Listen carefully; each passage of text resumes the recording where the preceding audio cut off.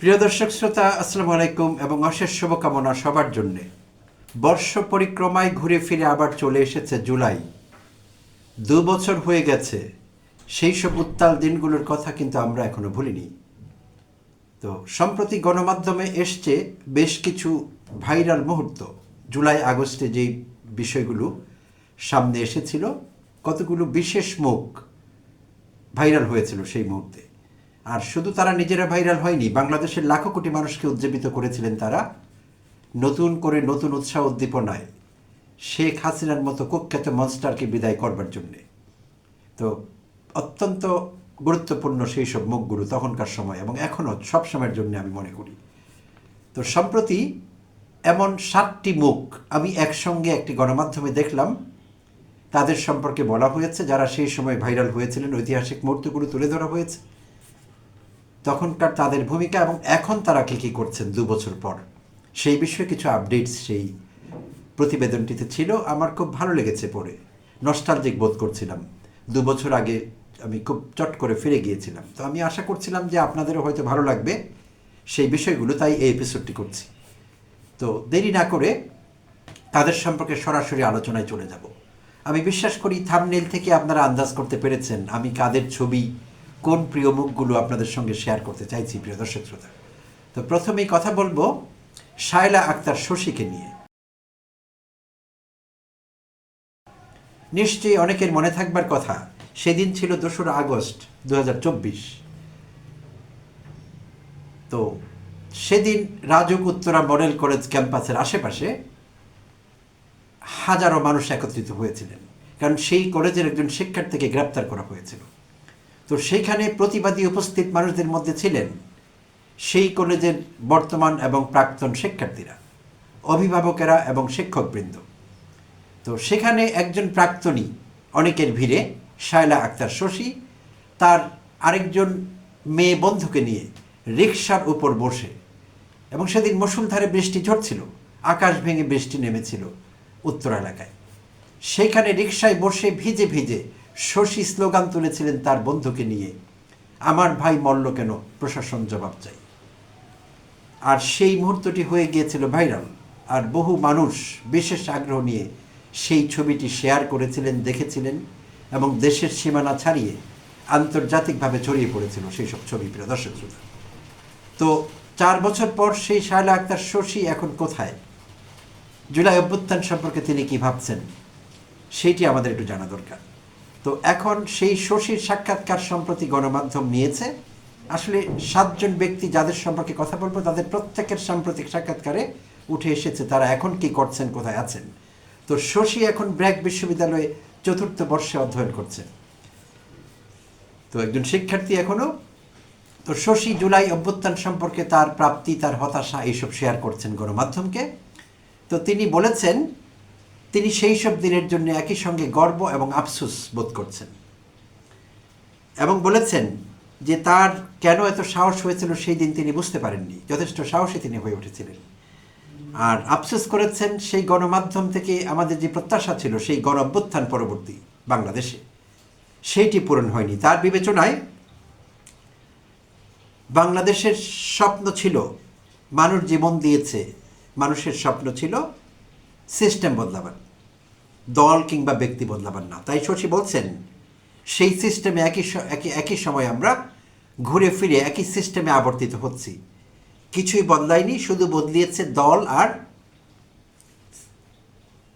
সময়, আর কিছুই বদলায়নি শশীর বিবেচনায়। তাই তিনি আফসোস করছেন এবং তিনি বলেছেন যে এরকম দেশের জন্য এখন যা চলছে, দেশটি যেভাবে চলছে, আবু সাইদ এবং মুগ্ধরা জীবন দেননি। সুপ্রিয় দর্শক শ্রোতা, এইবার কথা বলবো অগাস্ট 4 অর্থাৎ 5 আগস্ট, যেদিন অভ্যুত্থান চূড়ান্তভাবে সফল হলো তার আগের দিন।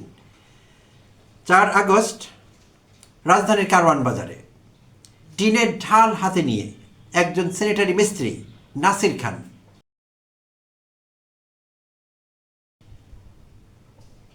পুলিশকে মোকাবেলা করছিলেন। এক টুকরো টিন ছিল তার হাতে, আর সেই টিনটিকে তিনি ঢাল হিসাবে ব্যবহার করেছিলেন নাসির খান। তো তিনি সেই ঢাল দিয়ে আত্মরক্ষা করতে পারেননি, এক পর্যায়ে তার উপর গুলি হয়, ছররা গুলি। তার হাতে এবং কপালে গুলি লাগে, তিনি আহত হন। তো নাসির খানের সেই ছবিটিও ছড়িয়ে পড়েছিল, ভাইরাল হয়েছিল সেই মুহূর্তটি। তো নাসির খান সাক্ষাৎকারে বলেছেন, সাম্প্রতিক সাক্ষাৎকারে, যে তিনি বিবেকের তাড়নায় সরকার যখন সরকারি নির্দেশে পুলিশ এবং আইনশৃঙ্খলা বাহিনী পাখির মতো গুলি করে মানুষ মারছিল, তখন বিবেকের তাড়নায় তিনি এই জুলাই অভ্যুত্থানে যোগ দিয়েছিলেন। তো তিনি কিছু হতাশা ব্যক্ত করেছেন। তিনি বলেছেন, সংস্কারের সুযোগ থাকলেও অন্তর্বর্তীকালীন সরকার সেটি কাজে লাগাতে পারেনি। আহত যোদ্ধাদের তালিকায় তার নাম ছিল না বা তার নাম উঠেনি, সেই জন্য তিনি আফসোস করেছেন। এবং তিনি সঙ্গে দাবি করেছেন যে রাষ্ট্র সংস্কারের জন্য বর্তমান সরকারকে কিছুটা সময় দেওয়া যেতে পারে। প্রিয় দর্শক শ্রোতা, এবার কথা বলবো তৃতীয় প্রিয় মুখটিকে নিয়ে, আর তিনি হলেন রায়হান মোল্লা। রায়হান মোল্লা সেই সময়ে কলেজ অফ এভিয়েশন টেকনোলজিতে পড়াশোনা করতেন, ইঞ্জিনিয়ারিং। 19 জুলাই 2024 তো তিনি উত্তরা পূর্ব থানার সামনে পুলিশের গুলিতে আহত হয়েছিলেন। আর আহত হয়ে সে অবস্থায় আত্মরক্ষা করবার জন্য, জীবন বাঁচাবার জন্যে আশ্রয় নিয়েছিলেন সড়ক বিভাজকের আড়ালে, রোড ডিভাইডারের আড়ালে। তো এইটি একটি অন্যরকম মুহূর্ত ছিল, এবং সেই মুহূর্তটি, প্রত্যেকটি মুহূর্ত আমি মনে করছি, আমি যেহেতু মনে করতে পারছি, আগের দেখা ছবিগুলোর সঙ্গে মেলাতে পারছি, আপনারাও পারছেন। তো সেই রায়হান মোল্লা এখন ব্যবসা করছেন, হয়তো পড়াশোনা শেষ হয়েছে, তার এভিয়েশন ইঞ্জিনিয়ারিং করেছেন, আর তিনি একই সঙ্গে তথ্যপত্র সংগ্রহ করছেন জুলাই অভ্যুত্থান নিয়ে। এই কাজটি তিনি স্বতঃস্ফূর্তভাবে একজন ভলান্টিয়ার হিসেবেই করছেন। আচ্ছা, তিনিও তার প্রাপ্তি এবং হতাশার কথা জানালেন। তিনি বললেন যে সেই সময়ের মানুষের আর্তনাদ, পুলিশের গুলি, মানুষের দিক বিদিক ছোটাছুটি, এই সব কিছু তিনি এখনও ফিল করতে পারেন। আর হতাশার কথা জানালেন যে দেশে আইনের শাসন এখনও কায়েম হয়নি, দুর্নীতি এবং বৈষম্যমুক্ত বাংলাদেশ এখনও আমরা পাইনি। তো এই বিষয়ে তার হতাশা তিনি ব্যক্ত করেছেন। এবার কথা বলবো চতুর্থ মুখটিকে নিয়ে, আমাদের প্রিয় চতুর্থ মুখটি নিয়ে, সেই জুলাই যোদ্ধা। সেটি 31 জুলাই ঘটেছিল, প্রিয় দর্শক শ্রোতা। আর সেই ছবিটি আন্তর্জাতিক গণমাধ্যমে জায়গা করে নিয়েছিল জোরালোভাবে, শুধু দেশে ভাইরাল হয়নি। আর সেই ছবিটি ছিল 31 জুলাই হাইকোর্ট গেটের সামনে জুলাই যোদ্ধা নাহিদুল ইসলাম, হ্যাঁ প্রিয় দর্শক শ্রোতা, নাহিদুল ইসলামের ছবি, যেই ছবিটিতে পুলিশ তার মুখ চেপে ধরেছিল। নাহিদুল ইসলাম সেদিন যোগদান করেছিলেন মার্চ ফর জাস্টিস কর্মসূচিতে। সেখান থেকে তাকে গ্রেপ্তার করা হয় হাইকোর্টের গেট থেকে। তো যদিও তিনি মুক্তি পেয়েছিলেন, আইনজীবীদের প্রতিরোধের মুখে পুলিশ তাকে সেখানে ছেড়ে যেতে বাধ্য হয়।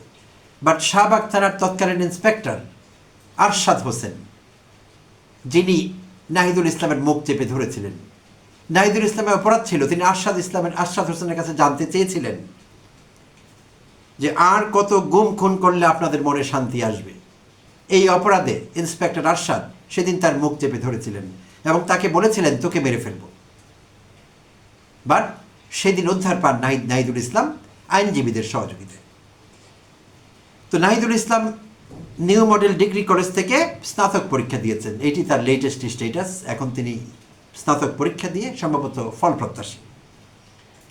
আর পাশাপাশি তিনি নাটক নির্মাণ করছেন, সহকারী পরিচালক হিসেবে কাজ করছেন নাট্য জগতে। 31 জুলাইয়ের আরেকটি ঘটনা, প্রিয় দর্শক শ্রোতা, আরেকটি ভাইরাল হওয়া ছবি এবং প্রিয় মুখ।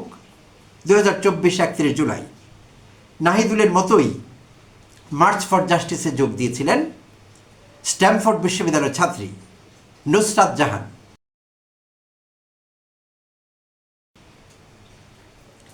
তো ওই কর্মসূচিতে মার্চ ফর জাস্টিসে তারই বিশ্ববিদ্যালয়ের বড় ভাই নূর আলমকে পুলিশ গ্রেপ্তার করছিল। সেদিন গ্রেপ্তার করে গাড়িতে করে নিয়ে যাবার চেষ্টা করছিলেন। তো নুসরাত জাহান সেই পুলিশের গাড়ির সামনে মানব ঢাল হিসেবে দাঁড়িয়ে যান।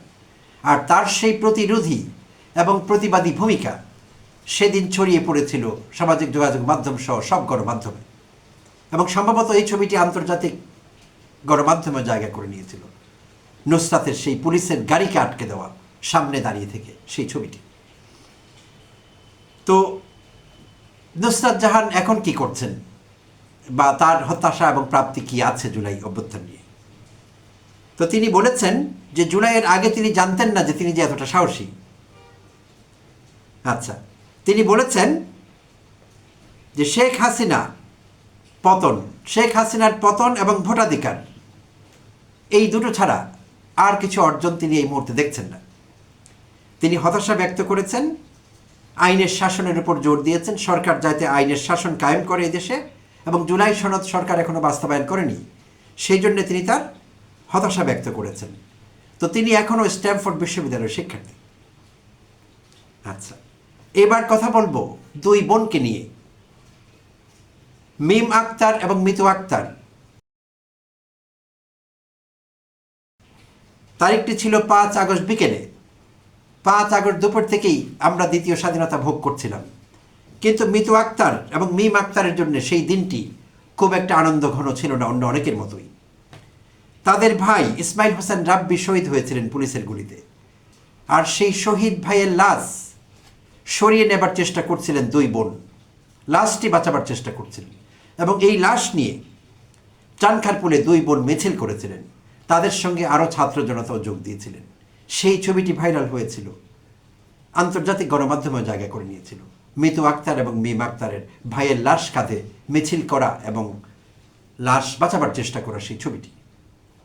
তো এই দুই বোনের মধ্যে মিতু আক্তার গৃহবধূ ছিলেন, আর মিম আক্তার তখন ছিলেন কবি নজরুল কলেজে স্নাতকোত্তরের শিক্ষার্থী। মিম আক্তারের লেখাপড়া শেষ হয়েছে, তিনি এখন কাজ করছেন জুলাই শহীদ স্মৃতি ফাউন্ডেশনে। তো তিনি তার হতাশা এবং প্রাপ্তির কথা জানালেন। মব, চাঁদাবাজি এইসব যাতে দমন করা হয়, এটি তার চাওয়া সরকারের কাছে। আর তার বোন গৃহবধূ মিতু আক্তারের কথা বলছিলাম, তারও হয়তো কোনো প্রত্যাশা বা প্রাপ্তি থাকতে পারে, সেটি আমি জানতে পারিনি। আচ্ছা, শেষ প্রিয় মুখটি নিয়ে কথা বলবো। আমি 7 জনের কথা বলেছিলাম যে 7টি ভাইরাল হওয়া ছবির নায়ক নায়িকাদের নিয়ে কথা বলবো, আপনাদের সঙ্গে শেয়ার করবো তাদের বর্তমান স্টেটাস। সেটি 15 জুলাইয়ের আরেকটি উত্তাল দিন, জুলাই অভ্যুত্থানে ঢাকা বিশ্ববিদ্যালয়ের আন্দোলনরত শিক্ষার্থীদের উপর সেদিন হামলে পড়েছিল লাঠি হাতে এবং অন্যান্য দেশীয় অস্ত্র হাতে ছাত্রলীগের গুন্ডারা। প্রিয় দর্শক শ্রোতা, সেখানে ইডেন কলেজের শিক্ষার্থী লামিয়া রায়হান সেদিন তার আরেক নারী শিক্ষার্থীকে নিয়ে, আরেক বন্ধু তার আরেক নারী শিক্ষার্থীর হাত ধরে তারা সেই ছাত্রলীগের গুন্ডাদের আক্রমণের হাত থেকে বাঁচবার জন্য দৌড়ে পালাবার চেষ্টা করছিলেন। ভিসি চত্বর থেকে তারা দৌড়ানো শুরু করেছিলেন, বাট ছাত্রলীগের এক গুন্ডা বিশাল এক লাঠি হাতে তাদের দিকে তেড়ে যাচ্ছিলেন এবং তাদেরকে লক্ষ্যবস্তু বানিয়েছিলেন। এবং সেই ছবিটিও প্রচণ্ড রকমের ভাইরাল হয়ে যায়, সব জায়গায় সামাজিক যোগাযোগ মাধ্যম থেকে সব গণমাধ্যমে ছড়িয়ে পড়ে। লাঠি হাতে ছাত্রলীগের সেই ছেলেটির এই দুই নারী শিক্ষার্থীকে তাড়া করা। তো লামিয়া আমি ধারণা করছি এখনও ইডেন কলেজে পড়াশোনা করেন, কারণ তার আর কিছু আপডেট জানা যায়নি। তখনও তিনি ইডেনের শিক্ষার্থী ছিলেন, এখনও ইডেন কলেজে পড়াশোনা করেন। আর লামিয়া এবং তার বন্ধুর দিকে যেই ছাত্রলীগ গুন্ডাটি লাঠি নিয়ে তেড়ে আসছিলেন, সেই ভদ্রলোকের নাম রাব্বি, গাজীপুর কালিয়াকুড়ের ছেলে, বর্তমানে জেলে আছেন। এবং খুশির খবর, যে পুলিশ অফিসারের কথা বলছিলাম নাহিদুল ইসলামের উপর হামলা করেছিলেন, নাহিদুল ইসলামকে মুখ চেপে ধরেছিলেন, তিনিও এখন জেলে আছেন, ইন্সপেক্টর আরশাদ হোসেন।